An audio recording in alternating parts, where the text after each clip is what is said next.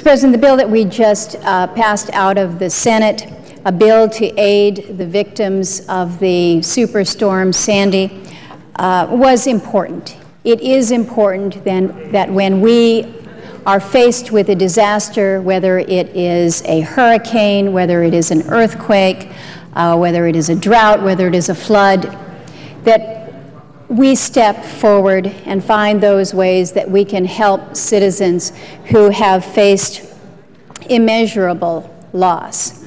And the effort that has gone back and forth between the two bodies now and that will hopefully move forward is one that will certainly help to address the needs of those families that lost so much in Superstorm Sandy. But I think we all recognize that this was not the only disaster that this country faced last year. In my state of Alaska, we faced a fish disaster. Now, for those of you that are from states that do not rely on your fisheries as a source of income, a source of jobs, or really a source of daily sustenance, you might think fish disasters, well, that's not really much to talk about. That's not a true disaster. Well, Mr. President, in my state, when you have a fisheries that has declined to the extent that we have seen, the loss of the Chinook salmon on the Yukon River, on the Kuskokwim River, the Upper Cook Inlet, this had a dramatic impact on our state's economy, a dramatic impact on the livelihoods of so many Alaskans, whether they be commercial fishermen, sport fishermen, our subsistence-based fisheries, our fisheries communities, those businesses that are dependent on our salmon fisheries. These were all impacted this past year. Mr. President, as I had gone around the state, basically from about midsummer through to the end of the year, everywhere I went, whether I was in an urban center such as Anchorage or Homer or down in Seward, up in the Matanuska Valley, or out in the rural parts of the state, up along the Yukon, up along the Kuskokwim, out in Southwest, people were talking about two things. They were talking about the cost of energy, because our energy costs remain the highest in the nation, but they were talking about fish. Pretty basic stuff. Fuel and fish. Food. And so when we had a disaster this summer, it was an imperative around our state. We, in September of this past year, had an official declaration from the Secretary of Commerce, actually the acting Secretary of Commerce, Rebecca Blank, recognized this fish disaster. And this is a disaster that is statutorily authorized by Sections 308 of the Interjurisdictional Fisheries Act and Section 312 of the Magnuson-Stevens Fishery Conservation and Management Act. These are designations that are statutorily authorized. These are not earmarks. They are not to be labeled as pork or something special for an area. These are disasters subject to a statutory authorization, a process that has been clearly laid out, authorized in law for fish failures that requires affirmative action from the Secretary of Commerce. The Secretary has taken that action.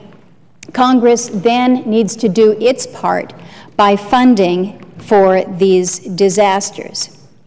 Now, I mentioned at the outset that some of my colleagues might not appreciate the importance of these fish disasters. But again, These disasters are not less important than disasters that we provide for other industries, such as drought disaster or drought assistance for our farmers. And I think that the acting secretary, when she signed these fisheries designations, she recognized them for essentially what they are: fish droughts. Fish droughts in our rivers and our oceans, and responded to the fisheries disasters not only in my state of Alaska, but she also moved forward with disaster determinations for Rhode Island, for New York, for Maine, Massachusetts, New Hampshire, Connecticut, and Mississippi. And that disaster declaration that the acting secretary advanced opens the door then for the financial assistance from the federal government. Well, Mr. President, you might notice that those funds were not included in this disaster relief bill. That does not mean that I will back down from doing my best to make sure that the disaster that Alaska faced with its fisheries, and that so many of our other states faced with their fisheries, that these needs will not be addressed. We didn't advance it in this package. It's important that the Sandy provision move forward, and that's why I eventually cast my vote in support of it. But I know that many of my colleagues, the senator from Rhode Island is with me tonight. I know the senator from New Hampshire is very concerned about it. The senator from Maine is very concerned about it. I think it's fair to say that we will continue our efforts to ensure that the disasters that our fishermen have faced will be addressed as is statutorily provided in law. We will work to find that funding to make sure that disasters, however they present themselves in this country, whether it's storm, flood, drought, hurricane, earthquake, that they are addressed. So I commit to working with my colleagues to continue to find those sources of funding so we address these revenues. I note that my colleague from Rhode Island is here, and I know he too wanted to address this important issue.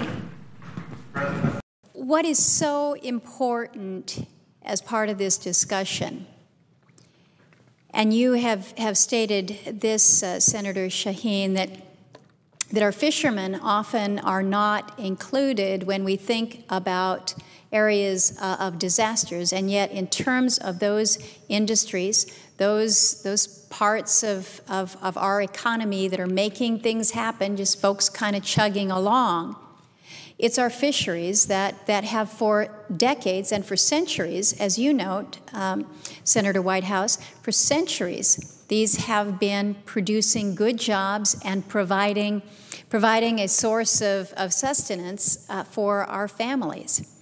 Alaska is in somewhat of a unique situation in that we still have so many families that rely on their fisheries for subsistence. This is not just an income source for many, but for so many out in rural Alaska, this means whether or not you're going to be able to eat this winter. And the situation on the Yukon and on the Kuskokwim, when those rivers were shut down to fishing, we had acts of civil disobedience where individuals just came to the river and said, we have to put our nets in because we have to be able to feed our families. Down in the Cook Inlet region, not so much a subsistence lifestyle there, but this is a commercial fishery as well as sport fishing. So you have sport guides that are required to be off the river. You cannot take that tourist who's come to Alaska for their dream fishing trip. You cancel that. You lose your revenue. Your guides can no longer stay in place. So Senator Shaheen, you note kind of the ripple effect to the economy. It is in all of our fishing communities and those who support them.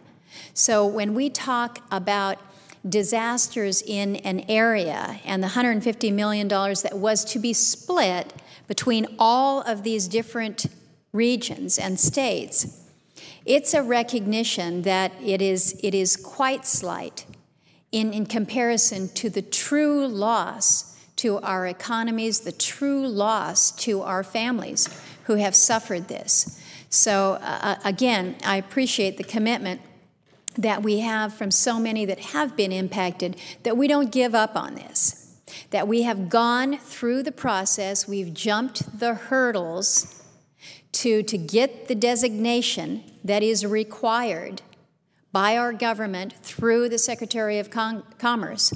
We have done that.